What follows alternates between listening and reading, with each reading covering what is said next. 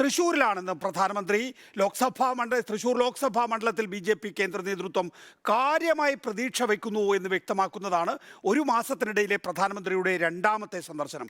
അയോധ്യയിൽ പ്രതിഷ്ഠാ ചടങ്ങ് നടക്കാനിരിക്കെ കേരളത്തിലെ പ്രധാന ശ്രീരാമക്ഷേത്രമായ തൃപ്രയാറിൽ മോദി ദർശനം നടത്തിയെന്നതും വളരെ ശ്രദ്ധേയമാണ്. ഗുരുവായൂരിൽ മൂന്നാം തവണയാണ് നരേന്ദ്രമോദി ദർശനം നടത്തുന്നത്. ജെയ്സൺ ചാമോളപ്പിൽ ചേരുന്നു. ജെയ്സൺ, ഇന്ന് പുലർച്ചെയാണ് പ്രധാനമന്ത്രി എറണാകുളത്ത് നിന്നും തൃശ്ശൂർ എത്തിയത്. ഗുരുവായൂരിൽ അദ്ദേഹം ദർശനം നടത്തി. സുരേഷ് ഗോപിയുടെ മകളുടെ വിവാഹ ചടങ്ങിൽ പങ്കെടുത്തു. അവിടെ നിന്ന് ശ്രീരാമക്ഷേത്രത്തിലേക്ക് പോയി തിരിച്ച് എറണാകുളത്തേക്ക് മടങ്ങി. ഇതാണ് ഇന്നത്തെ. പക്ഷേ അതിന് പ്രധാനമന്ത്രിയും BJPയും നൽകുന്ന രാഷ്ട്രീയ സന്ദേശം എന്താണ് ജെയ്സൺ?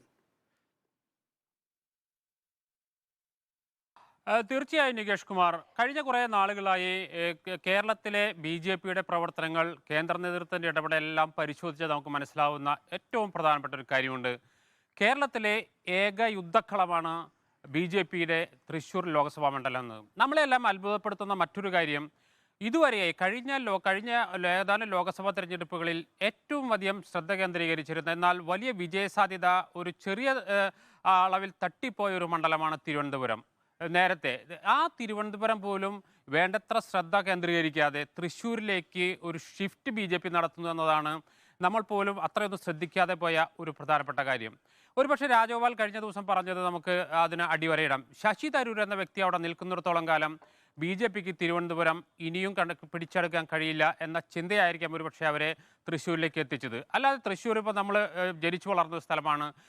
അങ്ങനെ BJPക്ക് കഴിഞ്ഞ 2 തിരഞ്ഞെടുപ്പ് മുൻപ് വരെ, അതായത് സുരേഷ് ഗോപി വരുന്നതിന് മുമ്പ് വരെ അത്ര വലിയ അടിവേരുകളുള്ള ആഴത്തിൽ ഒരു ലോക്സഭാ തെരഞ്ഞെടുപ്പിൽ ജയിക്കാൻ മാത്രം പ്രതീക്ഷ നൽകുന്ന യാതൊരു ചലനങ്ങളും ഉണ്ടാകാത്ത ഒരു ലോക്സഭാ മണ്ഡലമായിരുന്നു തൃശ്ശൂർ.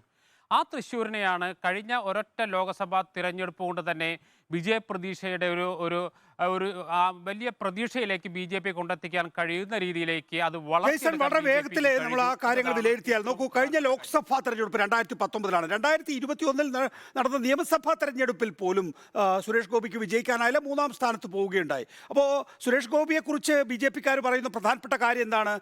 സുരേഷ് ഗോപി തോറ്റിട്ടും ആ ലോക്സഭാ മണ്ഡലത്തിൽ സജീവമായിരുന്നു. MP-യേക്കാൾ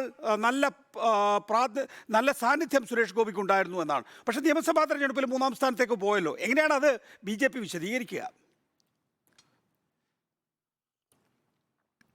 തീർച്ചയായും ഞാൻ നേരത്തെ പറഞ്ഞു വന്നതാണ്. കഴിഞ്ഞ ലോക്സഭാ തെരഞ്ഞെടുപ്പിൽ പരാജയപ്പെട്ട സുരേഷ് ഗോപി ഒരു 5 വർഷം തൃശ്ശൂരിൽ തന്നെ നിൽക്കുന്നു. അതിൻ്റെ ഇടയിൽ നിയമസഭാ തെരഞ്ഞെടുപ്പിൽ മത്സരിക്കുന്നു. എന്നാൽ തുടർച്ചയായി ഇവിടുത്തെ സാമൂഹ്യ വിഷയങ്ങളിൽ ഇടപെടുന്നു. BJP പ്രവർത്തകരുടെ ഇടയിലും പൊതുവെ സമൂഹത്തിൻ്റെ ഇടയിലും സുരേഷ് ഗോപിക്ക് BJPക്ക് എന്നുള്ള വോട്ടല്ലാതെ സുരേഷ് ഗോപിക്ക് വലിയ രീതിയിലുള്ള ഒരു ജനപിന്തുണ ആർജിച്ചെടുക്കാൻ കഴിഞ്ഞു എന്നുള്ളതൊരു യാഥാർത്ഥ്യം തന്നെയാണ്. ആ യാഥാർത്ഥ്യം കൂടി കണക്കിലെടുത്തുകൊണ്ടാണ് ഇത്തവണ എങ്ങനെയെങ്കിലും വിജയിച്ചു കയറാമെന്ന പ്രതീക്ഷ.